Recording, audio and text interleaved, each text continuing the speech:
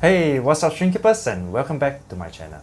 And in today's video, I actually wanted to take this opportunity to actually share with you guys about why we do what we do in terms of selective breeding and of course removing the babies from the tank.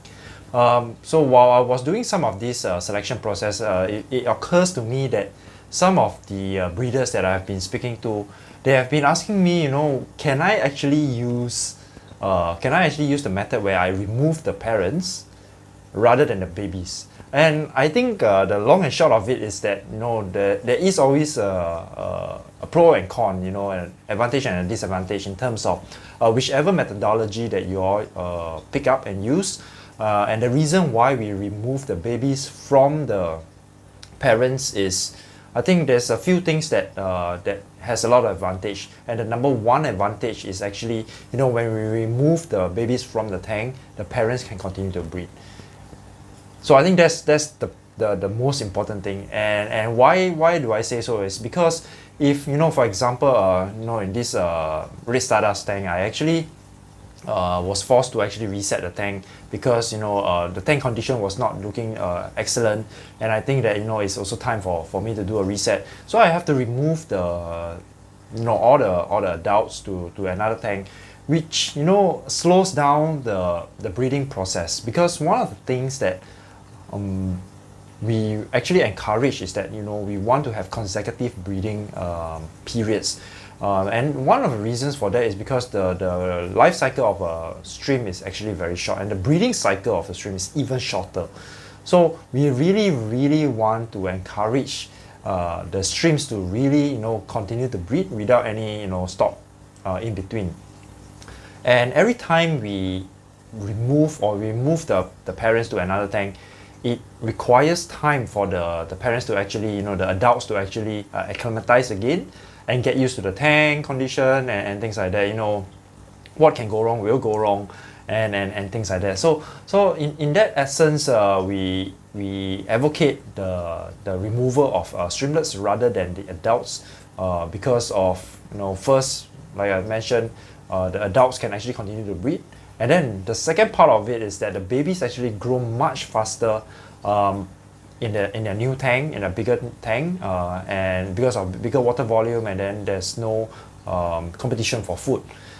And then the people have been also asking me, say it's going to be very difficult for us to actually net out the streamlets because it's very small, it's very tiny, and it takes a long time. Yes, I think that's the whole entire idea behind it.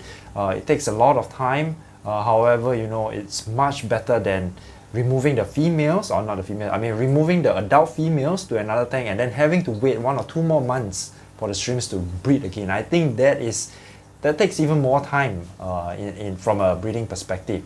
So there are actually a lot of ways to actually move or catch the streamlets, and one of them is that we actually have a time period whereby we can actually wait until the streamlets are a little bit bigger, just before 0.8 of a cm.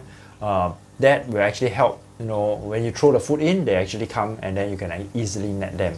Alternatively, you can actually put the the food in the net and then have it let the shrimp go in, and then you net it out. Another way is actually use a bigger net where you can actually remove the streamlets much faster in a go. There's also other ways, like for example, to get your tank set up less cluttered. Having a very clear or clean tank set up with mosses, with plants, and then at the front or at the side of the tank where you have a big open space where the shrimps can actually come and gather. I think that is where you can actually start to net your shrimps easily. And you don't have to net your shrimps all in one go. I think that's something that I think that wasn't mentioned about. That's the reason why in this video I actually want to mention that you do not need to remove all the streamlets all in one shot. In one sitting you have to remove them. You actually don't have to do that. You can actually use 3 days, 4 days, up to a week, even 2 weeks. You can actually remove them bit by bit, 10, 20 streamlets a day.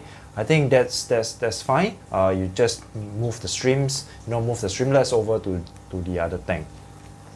And one of the things, to get healthy streams,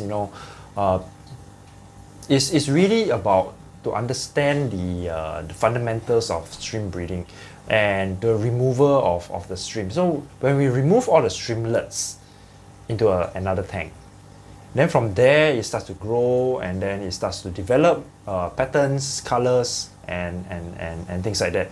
And that is where we usually do not start to grade them until they are about 1 to 1.2 cm, because, like for example, the streams like Stardust, they tend to change their appearance from not so many dots or not so full in patterns into a very full color, full bodied, full pattern kind of stream. So it takes time to actually develop every time they mold and every time they grow up.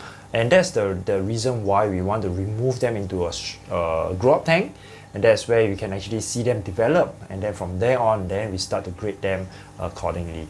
And one of the things that we normally go ahead and select out from the stream, the streamlet tank, is that, like, take for example, it can be any stream. Just taking an example for red stardust, what we actually look at is the back line of that, and if any of these backline is not visible or not connected fully, normally what we do is that we will then straight away remove them into another tank where we grow up either a zebra pinto or another type of tank. So that's just an example, and one of the things that I've seen is that between the primary line or the main line red stardust and the secondary line red stardust, that is where I can see a big difference in streamlet quality, and there's no right or wrong in this, and I think as long as you like the stream, it is important. However, from where I stand, from where I see, is that a secondary line bred out streamlets, the chances of having good quality or very nice, similar, identical features as the parent is not as much or not as high as a mainline red stardust lineage. And can I actually tell the difference between a primary line or a main line versus a secondary line? Actually, to be honest, I cannot tell the difference in that sense, because they look almost identical. The only way we would know, like we often have chat with the Taiwanese breeder, is that yes, we are unable to really differentiate such stream in terms of look and appearance. However, we can easily distinguish them when they start to breed out. And that's the reason why I think one of the things that it could be market demand, it could be things like that, and that's where the secondary line stream starts to come about.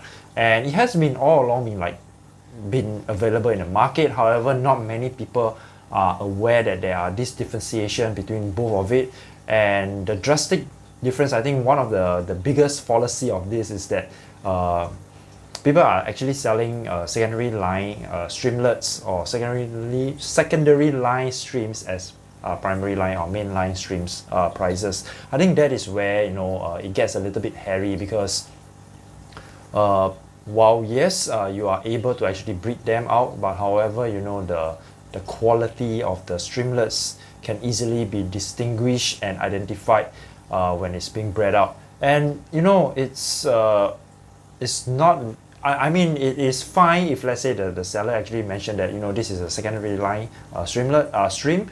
You are actually paying the secondary line price. I think that's fair game, because everything is being mentioned up front. However, if let's say you ask and then the lineage is untraceable, you don't know whether is it a primary line or a secondary line, and then you have doubts in it, I think that is where there's a lot of controversy involved. So however, we are not going to talk about that in this video. We are going to talk about why we want to remove the babies out from the main parent breeding tank, and like I've mentioned, there is a lot of positive and advantage in that sense.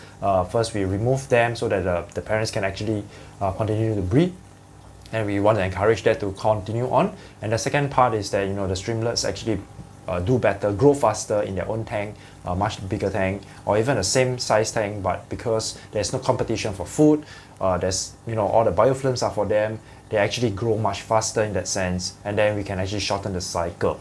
So that is why we have always been using this methodology of netting the babies. It is a little bit time consuming. I spend a lot of time doing all this rather than water changes and things like that. So all this we try to automate as much as we can.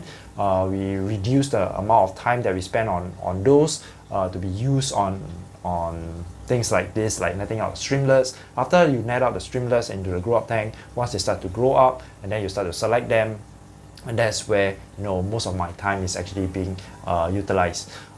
So I think that's all I want to share with you guys in this video. And if you like this video, please remember to give a thumbs up, and for those who are new, please remember to subscribe to this channel. And until next time, peace out.